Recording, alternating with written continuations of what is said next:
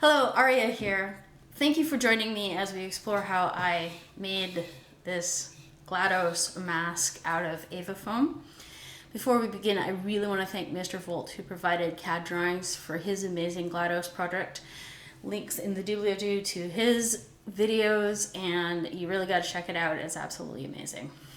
I want to mention that faceplate that you see here is actually the third one I made. The one in the video is the first one I made. The process is basically the same, but the first one I made was too small for my head. So I had to make a bigger one. I printed out the side from the CAD drawings so that I could get a good idea of what the circumference was. I used the CAD drawings to get some approximate measurements. Again, make sure it's wide enough for your head so you don't have to remake it 3 times like I did. The faceplate is basically a giant rectangle. I used 6mm foam.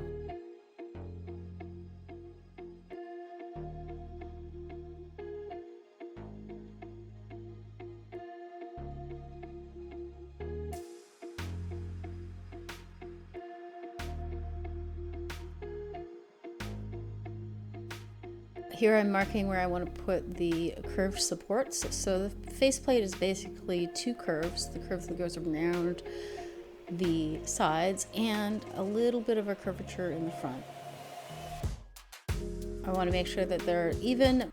Biggest thing here is not the spacing, but that they are 90 degrees so that the curve looks nice and even.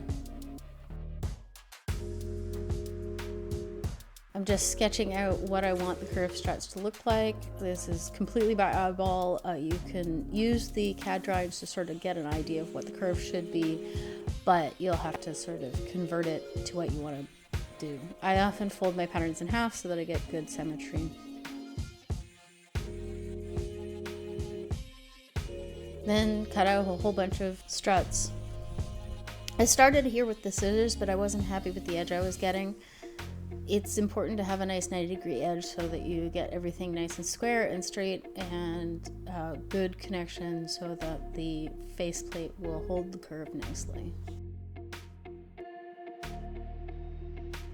You want to make sure that they're as similar to each other as possible. So now you just got to cut them all out.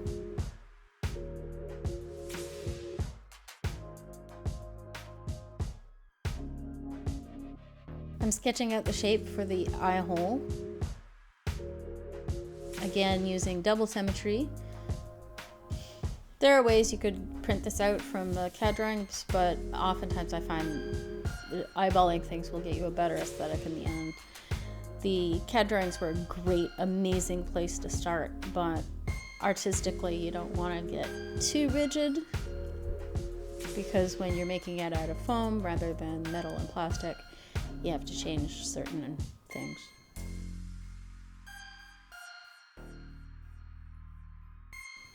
Here I'm cutting the eye hole now that I've traced out the template for it. I love using the straight edge, especially for something so delicate here. My freehand cutting is horrible. You'll see that later.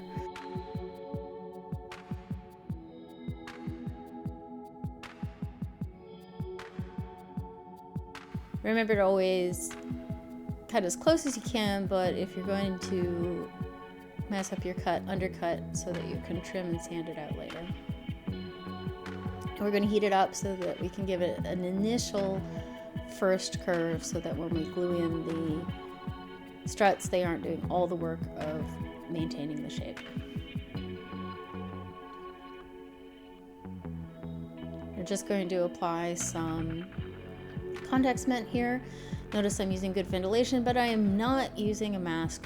Don't be like me, use a mask. This stuff is pretty volatile. Place the glue on both sides, make sure you spread it out nice and evenly on all the parts.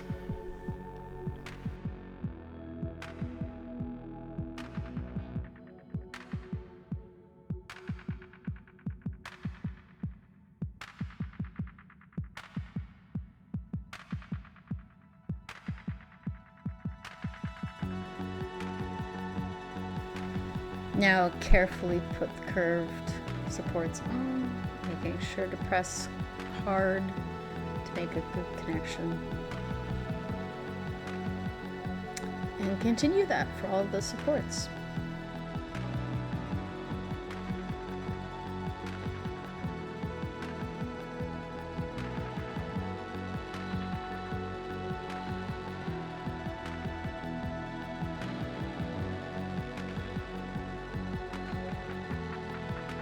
I decided that I wanted something to reinforce the curve so it was nice and even. As a side note, if you ever want to make a strip that is equal width, do not do what I'm doing here, which is just dragging the circumference down. This will not give you something even width. I think in the end, this was probably optional and actually hurt me. I did do it on the final project as well.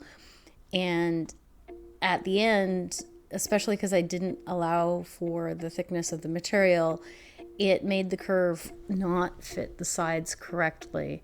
I think if I had just done the magic with that you'll see later with the angled piece correctly, then it would have been much better for what I finally ended up with. I'm not certain if the extra strength was required or not, but I ended up cutting a lot of the curve supports out of the final product just so that it could curve more easily and meet the sides better.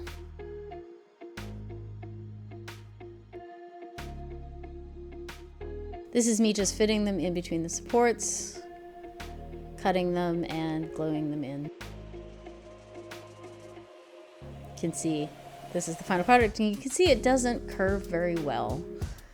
So that's why I'm really not sure those were a good idea, but that's what I did. Now here's the magic. This is the side bevel, and what you want to do is you want to measure the radius, and then you're going to multiply that by the square root of 2. If that seems a little off, it might be the diameter, but I think it is the radius. Now be very careful to cut at a 45-degree angle on the edge that will be touching the front of the faceplate so that the bevel will line up correctly. If you notice, I have my knife at that 45-degree angle, being as careful as I can be. To make this, I also glued 2 pieces together because I didn't have one large piece. It's always better to use one large piece so you don't have that seam, but if all you have is too small, it's not a big deal.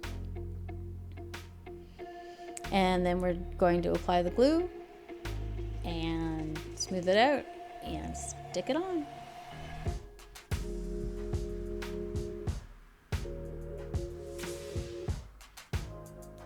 Of course, let the glue dry. Follow the instructions on your glue. Be very careful while you're doing this. Try to prevent any gaps, and this will actually enforce the curve because of the nature of what's going on.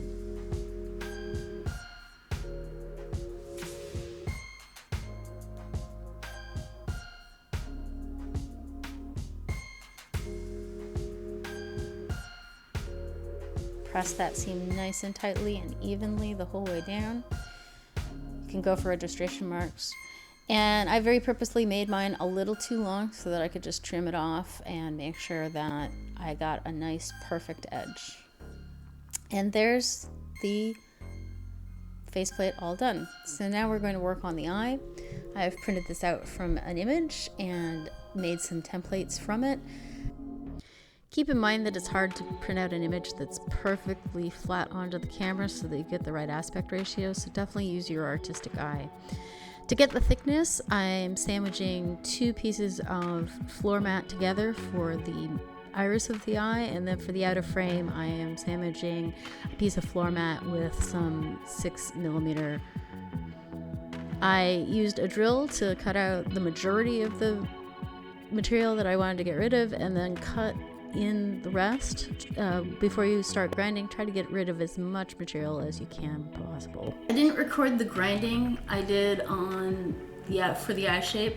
Partly that was because I didn't want to get dust in my camera, but also partly because grinding is a little bit boring. If seeing how I actually made the pieces with the actual steps of grinding is interesting to you, leave a comment below and I'll make a second piece so that you can see how it was done. Here's my final eyepiece. I had to add another layer because it wasn't quite thick enough. I also drilled for the LED and it was too large a hole, so I put a little bit of space in a spacer in the hole to make it the right size. Instead of actually putting in a real LED, which would have been awesome, quite frankly, so I recommend you do that, I put in a little piece of red foam to look like an LED, just because I didn't want to deal with the wire. To make the background for the eye, I used my computer-controlled cutter to cut this grid. You can definitely cut it by hand. And then I took some see-through black fabric and glued the grid to the fabric. The fabric is so that I can hopefully see out of this when I'm done. Now to do the actual eye part, I have these remote control operated tea lights that I got for a different costume, and I've just put a little piece of masking tape over as a diffuser, and now I am making the mounting for it, which is just a square piece of foam with a circle cut very tightly into it so that it'll hold the light very securely, and I can just glue that in. It's always important that if you're putting something in like this, that you have access to the batteries in case you have to change it out due to failure. So here's my mounting, and you can see it's so tight that it kind of bends it. Now I'm going to take my background and I'm going to trim it down to allow for the eye to poke out of it.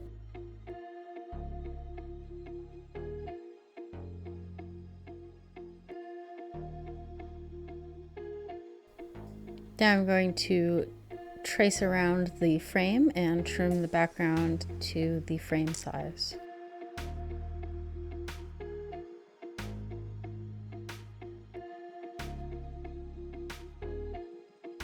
When using floor mats, you'll have this smooth texture that doesn't glue very well. So if you're going to glue to that texture, make sure to rough it up so that the glue has something to bite into.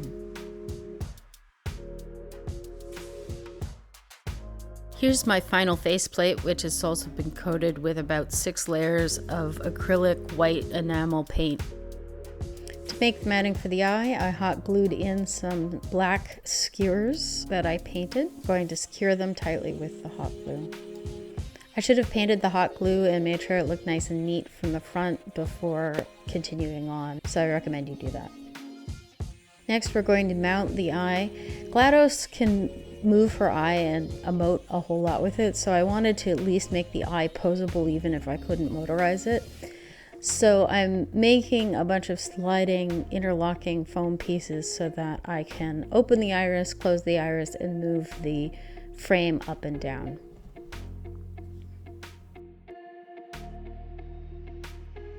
I also added some spacers to make everything fit better. Here I'm working the sliding mechanism in so that I can glue on the other half and have it be assembled.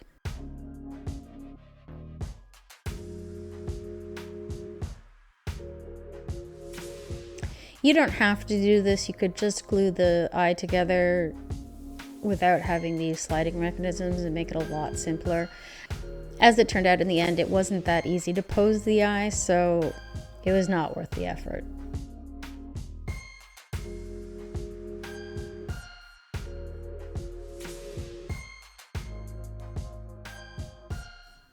Using hot glue to glue on the background because hot glue often works much better with fabric because it can really bite into the fabric.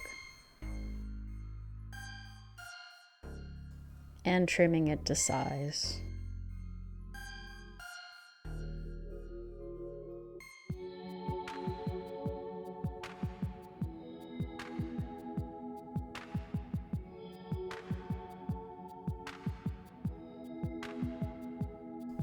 Now I'm gluing the light mount on.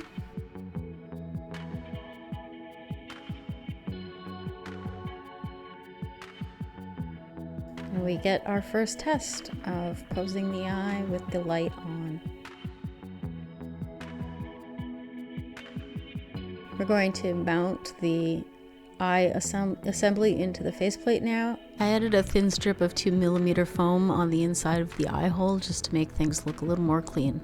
I've also hot glued in another piece of that see-through fabric so that I can see out, but people can't see my face peeking from behind. I only glued it down on two sides so that I could have access to the light for changing the batteries. I wish I had painted these green strips before putting them in, because the green actually kind of shows up when you're looking from the front. Either use black foam or paint your foam before gluing it in.